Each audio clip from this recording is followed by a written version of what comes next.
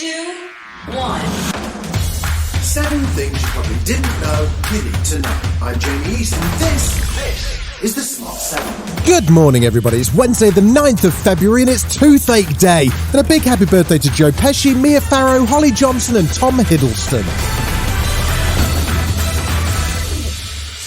Monday saw Labour leader Keir Starmer heckled by an angry mob shouting false accusations that he refused to prosecute alleged sex offender Jimmy Savile.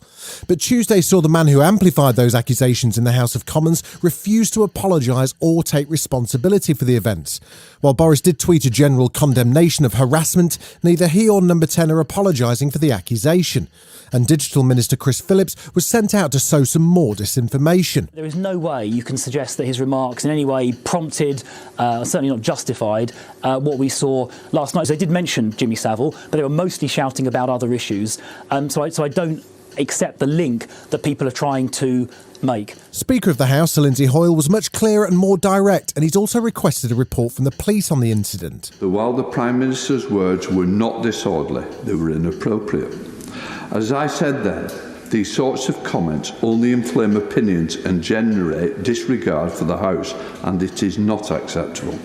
Our words have consequences, and we should always be mindful of that fact. Labour's Kim Leadbeater, the sister of murdered MP Joe Cox, spoke from personal experience. It only takes one individual to cause irreparable damage.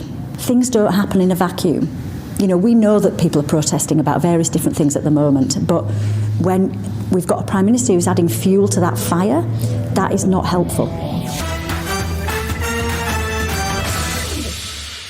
Boris was keeping himself busy with a mini-cabinet reshuffle as part of his plan to reorganise Downing Street and save his job.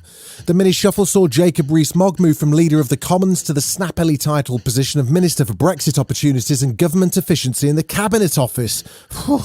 The Chief Whip, currently under investigation over accusations of Islamophobia, Mark Spencer, was promoted to the position of Leader of the Commons. And finally, Chris Heaton-Harris was appointed as new Chief Whip.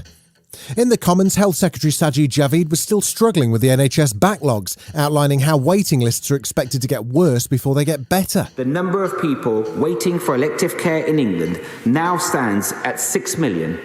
That is up from 4.4 million before the pandemic. Sadly, Mr. Speaker, this number will continue rising before it falls. Labour's Shadow Health Secretary Wes Streeting says plans to tackle England's NHS waiting lists fall seriously short. The only big new idea seems to be a website that tells people they're waiting a long time, as if they didn't already know. What we did here was a series of re-announcements, including some perfectly sensible proposals for community diagnostic and surgical hubs. We welcome those, but the Secretary of State cannot pretend that they meet the scale of the challenge. The Canadian trucker protests continue to paralyse the city of Ottawa, which remains under a state of emergency.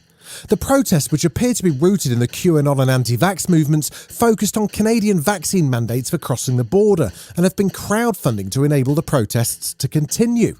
Their latest stunt was to block the Ambassador Bridge, which is one of the main routes into the US, and it's caused chaos.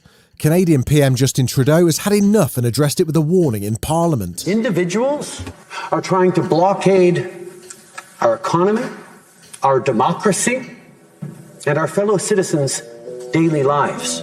It has to stop. French President Emmanuel Macron's diplomatic attempts to ease tensions between Russia and Ukraine continued on Tuesday. He flew to Kiev after his 5-hour meeting with Vladimir Putin, and he seemed confident that there would be no further ramping up of troop numbers by the Russian military and confirmation that Russian troops are due to leave Belarus once military exercises are complete. He also appeared to have agreement from both sides to stick to the existing peace agreements. The Minsk Accords are also the best protection of the territorial integrity of Ukraine. Based on the commitment of the two sides, Russia and Ukrainian, we now have the possibility of advancing negotiations. Still to come, the Smart 7 awards season is in full swing as the Oscar nominations drop and the Brits hand out the prizes. Right after this. Welcome back.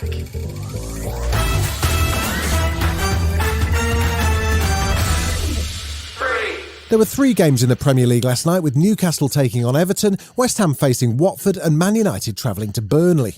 West Ham won their game 1-0 to put them back into the Premier League's top 4, with Man United and Burnley playing out a 1-1 draw that leaves United in 5th and Burnley still at the bottom of the table.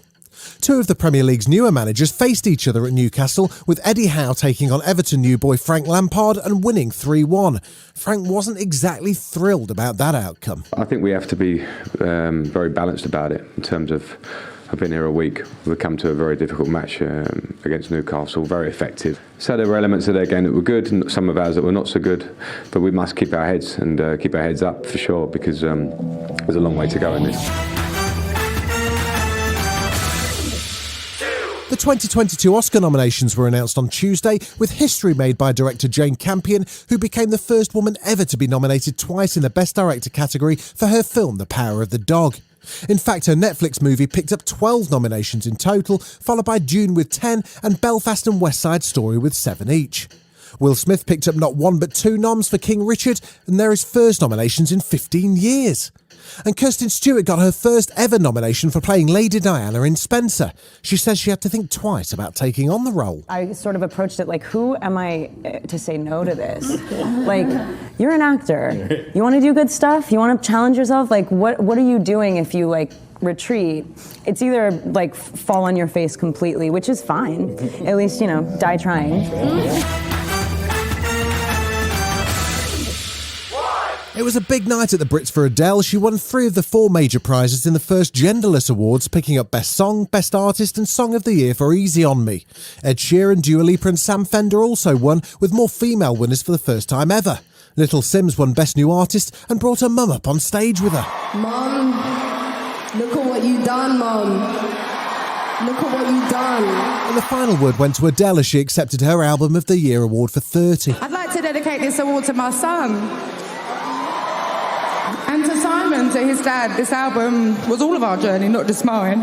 I'm very proud of myself for sticking to my guns and putting out an album that was about something so personal to me. Because not many people do stuff like that anymore. This has been The Smart 7. Wherever you're listening, do us a favour and hit the follow button. We'll be back tomorrow at 7 a.m. Have a great day. Written, produced and published by Daft Doris.